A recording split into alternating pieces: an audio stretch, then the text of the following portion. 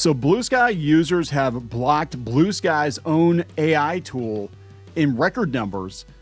It's actually the most blocked account other than JD Vance. Is that right? So Bluesky is in trouble. They've been in trouble for a while now. They got rid of their CEO, Jay Graber. They didn't get rid of her, but she stepped down as CEO, and then they kind of downgraded her to like a technical job or something, which is basically getting fired. Fired from your job as CEO, and you're no longer the store manager. You're a clerk now, running the cash register. That's basically what happened. And they brought this other guy in from Automatic, from WordPress, and right after they brought him in, they got another cash infusion of like $100 million. And like every other tech company right now, they're rolling out AI tools. But this is not the place to do that, because Bluesky is going to forever be stuck in 2017. And I think this is hilarious that they're actually blocking Bluesky's own AI tools. And the only way Bluesky is probably going to get enough money to survive, to continue operating, is to jump on the AI bandwagon just like everybody else, because that's what the investors want right now, right? So let's talk about this. Before we get into it any further, please subscribe for more pop culture news, views, rants, guys. This is Kneon. This is CLOWNFISH TV. And this is the shit show known as Bluesky, a.k.a. Twitter 2017 in a bottle. I believe one of the worst sites on the internet. The dogpiling and the cancel culture is alive and well over there. There doesn't seem to be a lot of moderation, and everything offends everybody. In fact, they've gotten into it with Bluesky staff before. I think Jay Graber was actually under attack before because there's a microaggression or some dumb shit over a meme.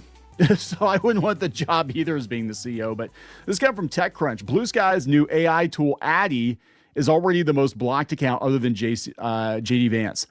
So Bluesky has launched an AI assistant called Addi that allows users to design their own social media algorithms and create custom feeds within the company's AI, or AT protocol ecosystem. Let's just say the response has been heated. Okay, let's see what's going on here. I think this is a good use of AI. You're not having it generate anything. You're basically using it to curate your feed. I just want kitten videos. I just want art. I don't want politics. I don't think it's a bad way to use AI. But any AI is bad AI because a lot of these people don't understand AI or what it is. They're just telling Bluesky AI is not welcome here. Addi debuted this weekend at the Atmosphere Conference, which Bluesky sponsors. How do they have the money for that shit? Bluesky's user base did not embrace the new product. Instead, about 125,000 users have already blocked Addi's Bluesky account, making it the second most blocked account on the network, according to open source data. Addi has only 1,500 followers, meaning that about 83 times more users have blocked the account than followed it. The only account with more blocks than Bluesky's AI agent is Vice President JD Vance, with about 180,000 blocks. Addi even surpassed the White House account and the ICE account. That's some seriously detested company, for a platform that skews left politically. Bluesky did not respond to requests for comment before publication. So let that sink in. More people have blocked Bluesky's own AI tool than have blocked the White House, than have blocked the official ICE account on Bluesky. Jeez. How's it going for you? Bluesky grew much of its user base, now sitting at 43 million accounts, as an alternative to Elon Musk's X, a platform now plagued by neo-Nazis and AI-generated kiddie stuff. Actually, I would argue that there is a lot more real kiddie stuff over on Bluesky. Don't look too closely, right? For many Bluesky users, the platform serves as a reprieve from the more mainstream social internet, where AI search, AI chatbots, and even AI-generated video feeds are omnipresent, which makes the launch of Addi feel like a betrayal. No, this is a company that is trying to survive, right? I'm looking at the numbers, and they definitely peaked right after the election, right after Elon Musk bought Twitter. And it's been kind of a slow downward trend since then. There have been a couple of spikes here and there, but Bluesky is nowhere near the size of even Threads. Nobody talks about Threads. Nobody uses Threads. like unironically, except for people who can't get traction on other platforms. But nobody's using Bluesky. It is the craziest echo chamber out there. I would say Reddit is worse in a lot of ways, but at least people actually use Reddit. People don't use Bluesky. And we've got a lot of Hollywood celebrities, the very far left Hollywood celebrities who ran away from X because, oh my God, big bad Elon Musk. And what, you expect me to pay for my blue check now, just like the other plebs? So I've actually seen people on X that were given involuntary blue checks just because they're notable and they put it in their bio. Like, I didn't pay for Twitter. They just gave it to me. I didn't pay for X. This is insane. Yeah. So they're going to turn on them. Of course they are. This is what we're saying, right?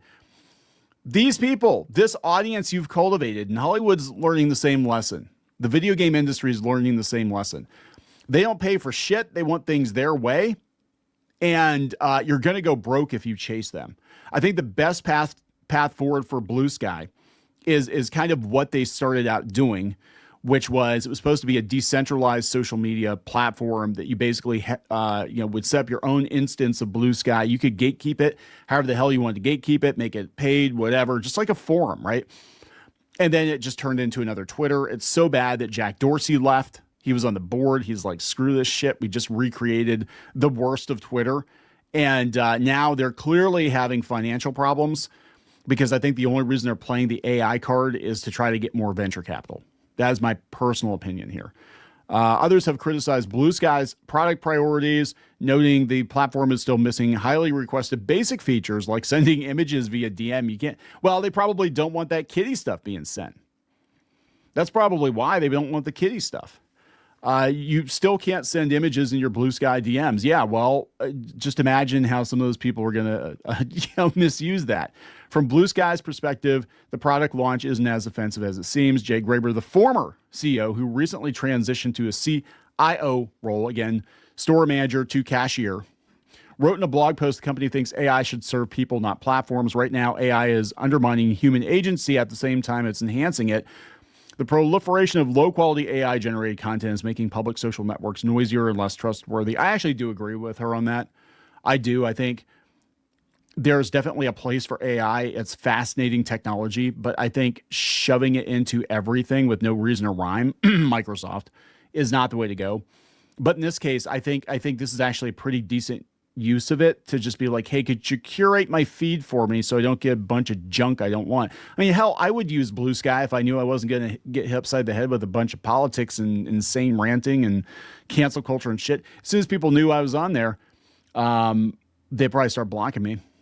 So it's like, and I was actually invited to Bluesky like at the very beginning.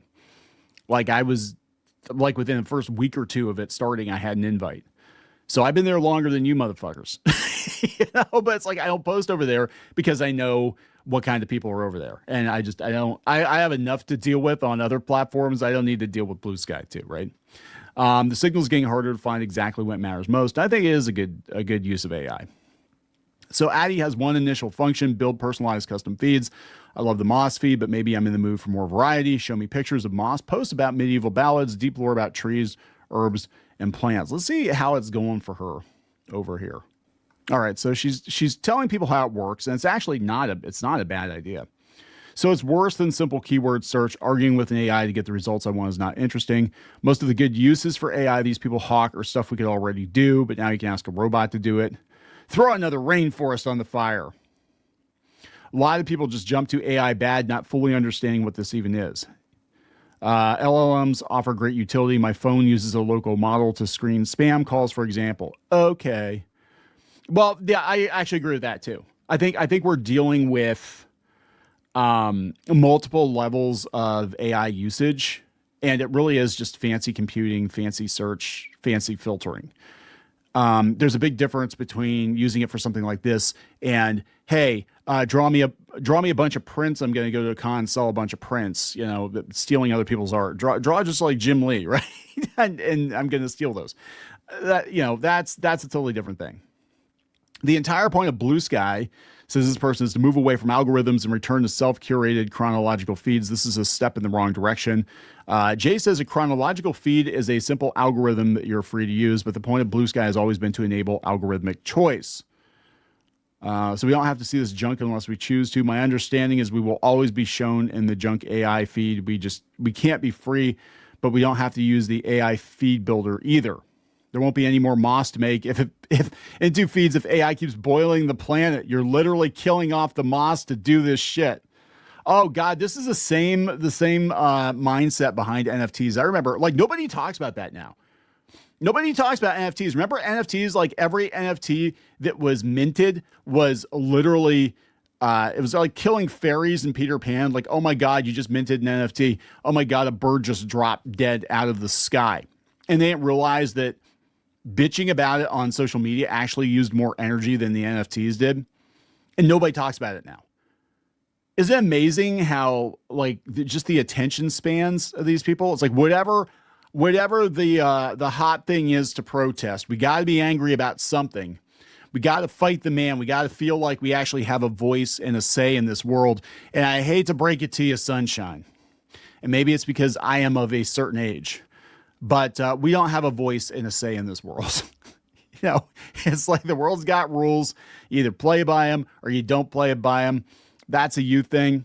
But, you know, you're using a very simple AI tool to curate your feed on Bluesky, a platform that very few people are using, is not going to burn the planet down.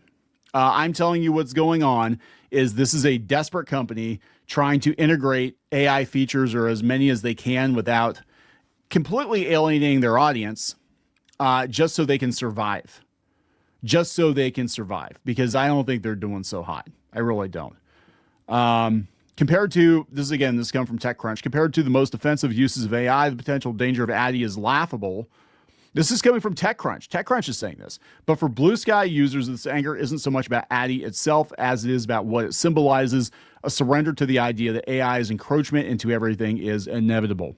I think it has a place. And this is, you know, and I'm really sort of, like, I love the idea of AI as a tool. I use it as a tool myself, but I don't like it being injected in everything like Copilot, right? Because it actually just slows everything down, and I don't know what the hell it's sending back to Microsoft. So, you know, that's that. But let's see, this is coming from Forbes. They said if Addi gains traction, the incumbent platforms might also add more AI-driven feed and customization to their platforms, but they will have a harder time copying the underlying premise. A large ad-driven platform can add a conversational interface to customize feed preferences and add more layers of user controls, but does not mean it will give up the economics of centralized ranking, yada, yada, yada. Basically, it can be done. AI can be used, but not to the detriment of users, is what I think he's saying. But it doesn't matter. This crew over here on Bluesky are so anti-AI that it doesn't matter how you package it. It doesn't matter how you present it. It doesn't matter if you've got a damn good case not to use it. They just hear AI bad, planet die, art stolen. That's all they hear. So it's like, it's the weirdest damn thing. We've got people on this platform using technology, but some of these people are some of the biggest Luddites you could ever.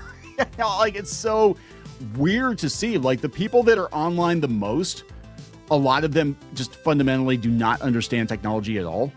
And it used to be that if you were online as much as these people are, you were a tech bro. You were a techie. You understood the internet. You understood, you know, the basics. You understood how it worked. And these people just don't fucking understand anything. Just, I'm on the internet. I'm angry. I can't believe that they're blocking this thing more than the White House, more than the ICE account, almost as much as JD Vance. This is wild. Gonna wrap it up. Please subscribe. We'll talk later.